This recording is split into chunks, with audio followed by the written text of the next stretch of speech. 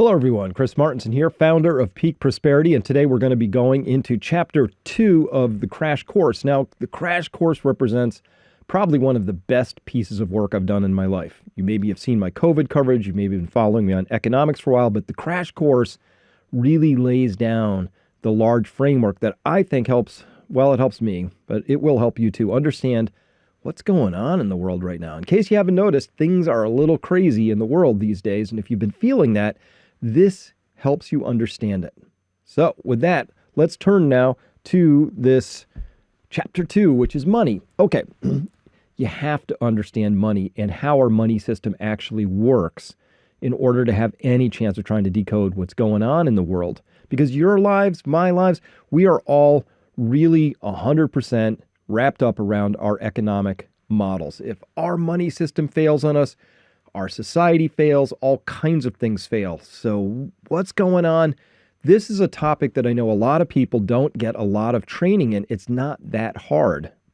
So the reason I have for explaining why our educational system here in the United States and many other Western countries fails so comprehensively to teach even the basics about how banking works, about how money creation works, the role of money in a society.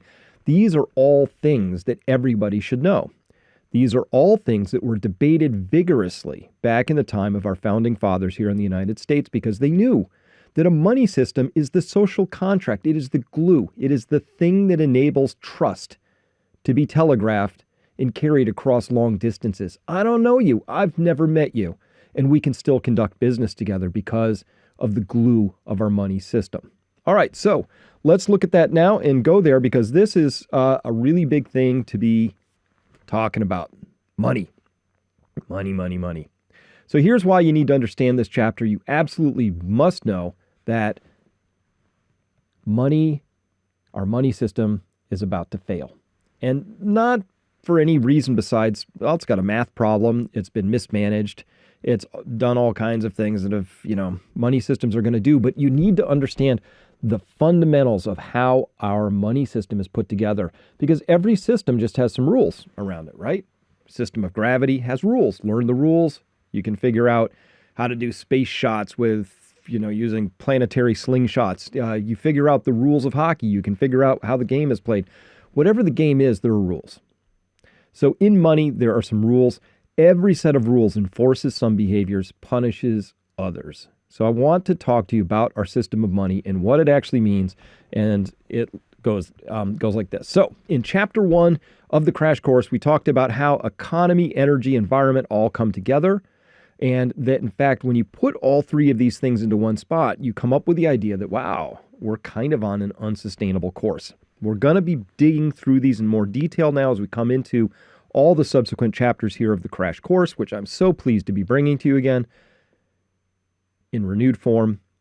And it begins with the economy, because it's my belief that the economy is the way in which you and I are going to find out first that something is really wrong, that something is really breaking down. The economy, by which often is translated to stock prices, the Federal Reserve is doing everything it can to manipulate the signal in this story and to try and prevent you from figuring out what's really happening out there. So I'm here to help decode this. Well, hopefully we can cut through the chaff with the noise. And most importantly, this will enable you. This and subsequent chapters, you will be able to figure out what's going on and how you want to position you, your family, your finances, your wealth, your skills, where you want to live in the world. All of these things are going to be explained and discussed in this series. So like I said, it's one of the most important things I've ever done in my life. I've made it available for free to everybody because I think everybody should have access to appropriate context and this level of information. All right, so if we know that when we put economy, energy, and environment together, and there's all kinds of little sub things around that, there's credit cycles might be collapsing, there's exponential money growth, all this stuff. How do we begin to put it together? We have to start with money. Okay. And the summary of all that is, yes, we're on an unsustainable course. And obviously, we talked in Chapter 1 about these hockey stick charts and what they mean. And I just threw a couple of them in there, including that one on national debt. We're going to go into that in a little more detail today. But it begins here. Let's back way up. What is money? What do you mean money? I mean, you've grown up around it. You've been inculcated in it. You've striven for it. You've tried to get it. Your parents have taught you what they know about it. But at the end of the day, we all just kind of accept it. You're just sort of born into it. And they're like, there's this thing called gravity, and there's babies grow inside of women, and there's this stuff called money. They're just these things that you just sort of have to accept, even though when you sit down and think about any one of those three things, you're like, that's kind of interesting, when you dig down through it. So money is something that is like water to a fish, say, needs examination if we want to really understand the world we're in. All right, so what is it? So we think about money as this stuff, right? There are these dollar bills here in the United States, but you could put in any currency, any face, any paper it's printed on, plastic, depending on which country you're from. But when we think about money, we're actually thinking about something that is more properly called currency. So money and currency are not necessarily the same thing. And so we're going to find out why today. And it begins with this understanding. Okay. Humans have always had some form of money. If you took all of our money or currency away today, humans would develop some other form of money. So in times past, cows have been a form of currency and money. Tobacco. Tobacco was a legit form of currency here in the United States for a big, long chunk of its early history. It could be bread. That's a form of currency in many places in the world, or has been. It could have been carefully carved nutshells. That's true. Nautilus shells or seashells, also forms of currency at various places in the world. And because we have these different types of money, what does money do for us? It allows us to have job specialization.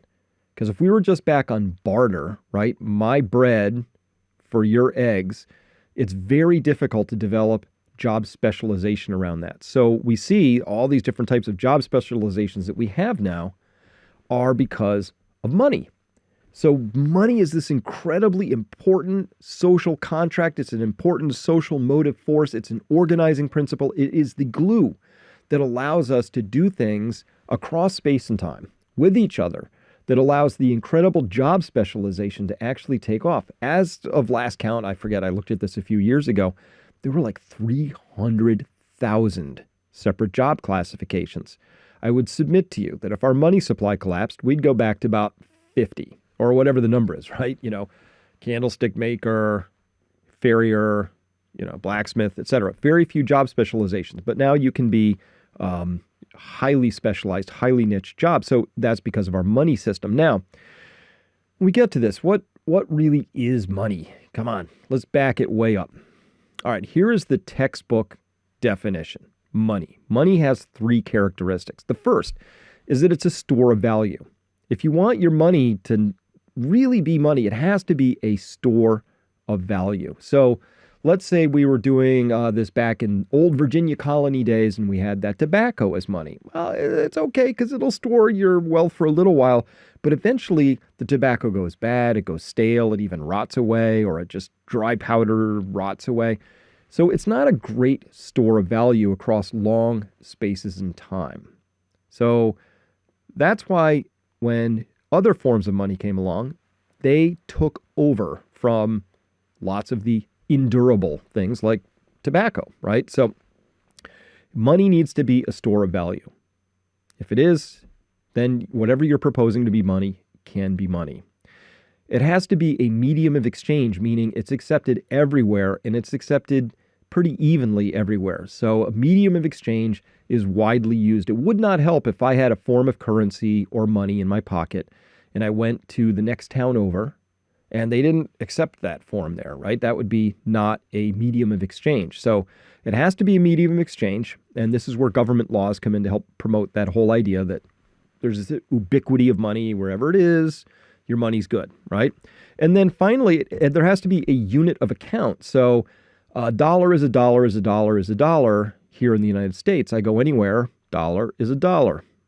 But if I had diamonds, diamonds are an incredible store of value. They can be very accepted by people, so they're a medium of exchange, but they're all different from each other. So it becomes difficult. If you violate any one of these three things, you're introducing either a little or a lot of friction into your money system. So let's imagine we had the diamond-based economy here now, okay? So it's all diamonds. Well, that's great, except every time we want to conduct some piece of business, we have to drag out our diamond. Somebody has to drag out their jeweler's loop and try and figure out, and we have to haggle and barter over what are the 4 C's of this particular diamond, right? How big is it? How clear is it? All that stuff, right? And then that would create a lot of friction in that transaction. So diamonds would fail on unit of account and would do incredibly well on the other two. So it's really important that your money really has all three characteristics. And this is an important concept. Why? Because, well, gold and silver really performed these roles really well. Obvious, incredible store of value, right? There's still, you could lose gold in a ship in the highly corrosive ocean hundreds of years ago, and somebody can find it, and it's still just as good as the day it sank, right? So it's an incredible store of value. So both gold and silver, neither of them rust or oxidize in any appreciable degree. They just are very stable. So they got that. Medium of exchange, highly recognizable, fairly easy to test for these and their purity and figure out what they are. And also in unit of account, they can be divided into very basic things by weight. So gold and silver did well. Our currency, by extension here in the United States, is really good at 3, really good at number 2, and it's kind of failing at number 1 because it doesn't store the value. In fact, it is a specific program of intentional devaluation. The Federal Reserve wants the money to fail at store of value. It's part of their, I know the remit in the Federal Reserve, they say it's maximum employment and stable prices. But what they mean is stably rising prices, because what they're actually after is a stated explicit target goal of 2% inflation per year, which means prices are going up 2% per year, which means the store of value of your money is going down by 2% per year, meaning that if you had a whole ship full of dollar bills that could sink in that corrosive ocean and somehow not get, destroyed, and you dug them up even just 35 years later at a 2% rate of inflation, they are now worth half as much, whereas the gold that sank is worth 100% of what it was worth when it sank, in gold terms. So at any rate, that's what we're talking about here, is that our money system, our currency system, is not actually good money. And we all know this, and we can feel it even more acutely now. And obviously, there's a lot of issues going on with higher inflation here in 2023. To date this presentation a little bit, and we know that there's going to be the potential for higher inflation going forward. So, but wait a minute, let's keep going. What is money? Okay, let me just move this over a tiny bit. What is this money stuff here? Okay. Well, that was funny looking, huh? Money is actually a claim on human labor. That's what it really is. Like if you ever wanted to get money, initial money, you kind of have to exchange your labor for it. We could look at it that way, right? So that's how most people get their money in this world. They exchange their time. They exchange their human labor for money. We call it a paycheck, call it a job. Doesn't matter, where that is or how you go about that, but that's how most people get it. Now, that's interesting. And the U.S. dollar is fiat money, and fiat means let it be done. Okay? So, let it be done. Fiat, let it be done. This is a commandment in essence. And so it's basically let this money have value by command. The government commands it and the money actually has value. So what really then is a dollar? Once upon a time, it had a very precise definition in terms of a specified weight of silver and a specified weight of gold. So that's what a dollar was. Now, if we look at this, money then, back in the day, so this is a silver certificate from 1935, and there's a couple things I want to point out. It still kind of looks like a dollar today. I mean, it might catch your eye. The blue seal, the oval around the ones is a little bit different, but there's George Washington's face. There's the $1. The filigree around everything looks a lot like a dollar today, but there's important notable differences because this dollar is a contract. And we notice up top it says silver certificate. This is what all dollars were because, again, constitutionally, a dollar was specified as a very given specific weight of silver of a known purity.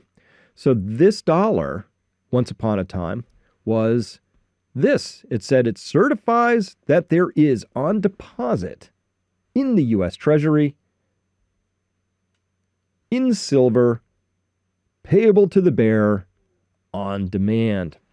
You could have taken your paper dollar bill back in 1935 and actually all the way up many decades after that, and you could have trotted down to a bank and you could have gotten and demanded, because it's a demand note. This is a contract. It's a circulating warehouse script in essence. It was a demand note. You could go to a bank and demand $1 worth of silver, which again was X number of grams of silver of a known purity. All right. That was then. This is now. The dollar looks sort of the same, but there's a couple of missing components on here. First up, it's just a Federal Reserve note. It's not a Treasury obligation. This is now an obligation of an institution called the Federal Reserve. And what does this dollar entitle you to? You can take this dollar down to a bank and demand what?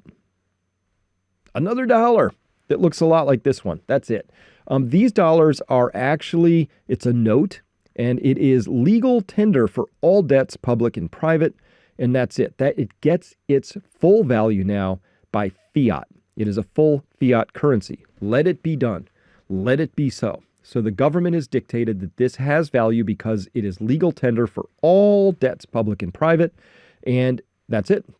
So now we have to understand that this dollar has its value because of the full faith and credit we place in this institution called the Federal Reserve. Now, in the next chapter, we're going to be talking about the Federal Reserve because it's really important that you understand what that institution is, what it isn't, what it's done, what it's not done. There's a lot of really important context there. Most people don't know it. A lot of people don't even want to know it, but it's literally one of the most important things you could learn about at this particular stage. If you at all care about your future, I highly advise you tune in for that chapter. So that's what money is today. Well, a huge difference, right? Let's go back. Once upon a time, it was a demand note, and it certified that on deposit in the U.S. Treasury was a given amount of silver that you could have demanded. And it says, too, as well on this one, this certificate is legal tender for all debts, public and private. So this is a certificate. It is a warehouse certificate. It certifies that there is a given amount of silver back at the U.S. Treasury that you could demand. If we had these things circulating right now, and I had a choice, somebody said, hey, you could have one of these, and there's a given amount of silver on demand. You could have that, or you could have this one, right? No contest. I'm taking the silver note. Why? Because I have lost the faith, such as it was, that the Federal Reserve is regulating our money supply in accordance with prudent practices or an eye for the future. So it's just how it is. Now, throughout history, there have been 3,800, at least, paper currencies that have come and gone, mostly gone. And these are all, they had incredible value at whatever time they were, out there in the world, but they've all come and gone, all sorts of countries. So paper currencies come and go. 3,800 times so far. Do I hear 3,801? Absolutely. So they come, they go. It's just part of it. Why do they come and go? Well, because they had utility for a period of time, and then somebody mismanaged them into oblivion. That's how these things tend to go. So the question is, well, if this has happened 3,800 times historically, what is to prevent that from happening again, currently or in the future? And the answer is nothing, because that's just the nature of the beast. We have a lot of people out there who think that our currency system is gonna, just be here forever, and it's a divine right of some kind, but it's not. These things come and they go, and so understanding that history, having that context, is really quite vital and important. So let's look at an example of a recent one. These are all from pretty far, long time ago.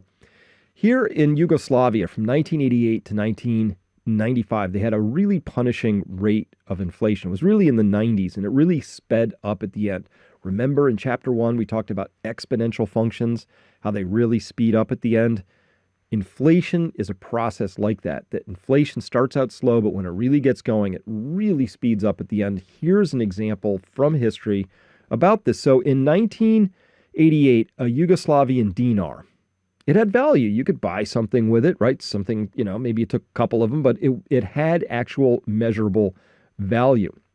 And then they ran out of hard currency reserves, and they started printing up a lot of money because this is what people do in politics. They'd much rather print today than take some pain today. They'd rather push that pain to the future, but then the future is more painful than if you bit the bullet early. It's just human nature. So unless you think human nature is somehow really changed for the better since 1995, you are free to think that perhaps we might be subject to the same sorts of weaknesses, foibles, and disasters that have happened to humans thousands of times in their monetary history. Okay? So in 1988, dinar had value, but soon enough it took 10,000 dinars, and then it took 100 million dinars. They created the note, and then just a little later, they had to create this 500 billion dinar note, and then they were chopping zeros off of these things, and the whole thing was a disaster. And finally, the currency system imploded. Massive wealth was destroyed for mostly the middle and poor class. Wealth was transferred during that period of time. Even though the currency system was imploding, who owned what in Yugoslavia? Now, that did change. Same as in the Weimar Germany experience. We'll talk about that more in just a minute. But at the peak of it all, they were experiencing in Yugoslavia a 37% rate of inflation per day. Now, remember I talked about exponential functions, and we said that an exponential function is defined by something growing by some percent over an amount of time, per unit of time.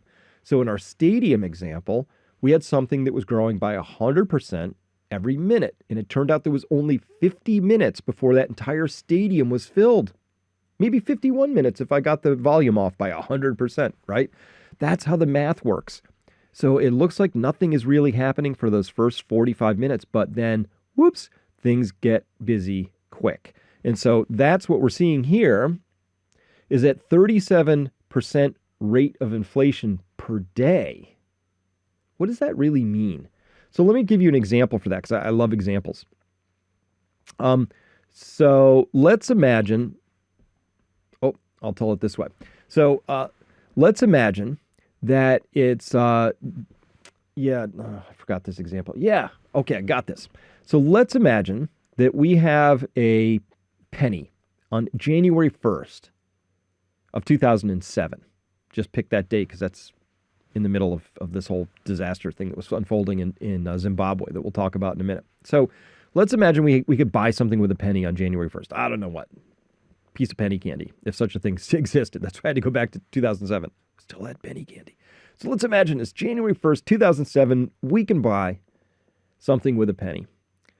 And then the question is, at that rate of inflation, how much money would we actually have to have in those currency terms, in our US dollar terms, if we were using a US penny? How much would we have to have by April 3rd, 2007? And the answer is we'd have to have $1 billion, right? What to buy that same thing? So at the 37% rate of inflation starting on January 1st, by April 3rd, we need $1 billion to buy the same thing. What happened? Did that penny candy, is it suddenly worth $1 billion? No, we have the story upside down, the value proposition upside down. The piece of candy is a piece of candy. It's a piece of candy on January 1st. It's a piece of candy on April 3rd. Nothing has changed about that. But the dollar amounts that you have to use to buy that went from a penny to $1 billion. That's what 37% rate of inflation means. It's astonishing. We have so many examples of this through history. Could this happen to a major Western country? Could this happen to Japan? Could this happen to Europe? Could this happen to the United States? Could it happen to any other country? Yes, for the same reason that it's always happened. People decide it's a little easier, particularly politicians, just a little easier to print today. And so they do. They print today. All right. So let's talk about another example of this, and this is getting to the core of why our money system is so important, why you should study it, why you need to understand it, why we all need to pay more attention to it, not just abdicate all that heavy lifting responsibility of printing all that money punch bowl goodness to some people who we don't question and treat as gods or demigods, when in fact we really ought to be looking at them as with the high degree of skepticism and based on their recent actions, which we'll see in the Federal Reserve chapter that comes next, they're really actually more like monetary vandals than stewards. So here we see in October of 2008, Zimbabwe's inflation rate surged to 231 million%. So I have here some of my favorite examples here. So I collect these sorts of things. So this here is a Zimbabwe $20 bill. So they use the dollar system, but it's Zimbabwe dollar. It doesn't connote U.S. dollars. But this is 1997. So this $20 bill actually had quite a bit of value within their economy. You could buy a lot of things with it then. And even as late as 2007, they still had this $1 was an actual had some value. So this is 2007, and that's great. By 2008, however, all their inflationary cycle, they started printing like crazy. And I'm sure you've seen the pictures. I'll show you some of people with wheelbarrows of cash, literally. By 2008, they started having to print these bad boys. That's a $500 million note, right? By a little bit later in 2008, not that much later, they were with their 231 million% inflation. Look at this bad boy. It's a $1 billion note, right? How about this one here? Okay, now we're up to 10 that's $10 trillion, right? Still 2008, 231 million% inflation, 231 million, $10 trillion, right?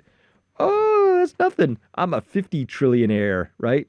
And then, of course, the granddaddy of them all, and this is the height of absurdity in monetary printing, is the $100 trillion note. Also, Series 2008, right? So isn't that astonishing that we went from here in 2007, where a single dollar still had value, to 2008, and we have a $100 trillion note being printed. $1 has value in 2007, and by 2008, we're at 100 trillion. That's how fast these things can get away from you. So that's the Zimbabwe story, and it's really quite an exceptional story, and it's one we could all learn from, but it's no different than stories we see going on today, potentially. Well, for sure in Venezuela. Argentina is experiencing punishing inflation right now, and on and on and on. So that's the story, and of course, if we go there, we see this is what happens when your social contract, when your money system, when your glue breaks down. Obviously, you know, these people are carting around big piles of cash. And if you think like that one on the right over there, you can see those say 500 on them, or 5,000, 500. Yeah. When you need 10 trillion of them, 500, you need a lot of stacks of 500s to get to 10 trillion, right? So the money loses value really fast, and then things start to break down. And so in the middle picture, you just see that's what a country whose currency system has broken down, that's what it looks like. When the Great Depression happened in the United States, that was the money system of the United States ceasing to operate. It wasn't that the United States lacked resources, people willing to work, productive factories that could have been put back to use. None of that was broken. The money system broke. The glue broke. That's the Great Depression. We see the same breaking of the social contract, the money system here in Zimbabwe. Again, these are good people. They want to work. The country has resources, but they can't get it organized because their money system has failed them, which actually is a statement that says the monetary authorities have failed them. Because money systems don't fail anybody. The operators of those money systems fail people. And that's a distinction we need to draw. That's a conversation we need to have, because we have some people driving these money systems at the ECB, in the banks, central banks of all the Western nations, that are failing their people. And they're failing because they're not asking the most basic, most primary, most obvious questions, such as, can we ever pay all this debt back? And if not, then what? Simple question. They ought to ask that. Hey, can our money system grow infinitely forever on a finite planet? If not, what are the consequences? What are the implications? We should be asking and answering these questions, but they are completely forbidden at this point from public discourse. If I showed up as a journalist to ask any question that sounded even remotely like that from the Federal Reserve, I would never, ever, first they wouldn't answer the question, and then I would never, ever be invited back to ask another question at a press conference. Because these press conferences with the Federal Reserve, they're kabuki theater, you know? Simple questions, stupid answers that say nothing. And everybody's supposed to pretend as if this is reasonable, normal, and ordinary. And it's not. We should be asking questions, because when you break your money system, lots of bad things happen. Is this an uncommon thing? No. Is it unthinkable? Maybe improbable for the United States anytime soon, but no longer unthinkable. So we have to talk about it, and we should, because the time to begin addressing these things is not as they're breaking. It's way before. It's before you get caught in that printing spiral, right? We're going to print more to pay the bills, which makes our bills go up, so we have to print more to cover the bills, so we print more to cover the bills, and you go, wee, right? Can't have that. If you want to know the future, you want to know about this, all this is contained in the crash course. If you are somebody, the book that I wrote, if you are a reader and you like that, getting your information that way, absolutely check this out as well. It's in audiobook form if you're a listener, but I'm going into this series in more depth and more slowly as a video series, just in case this is how you like to consume it. So just trying to help, I just need to get this information out there. Okay, so if that's money, then we have to talk about and reframe this idea of, okay, what's wealth? Because if I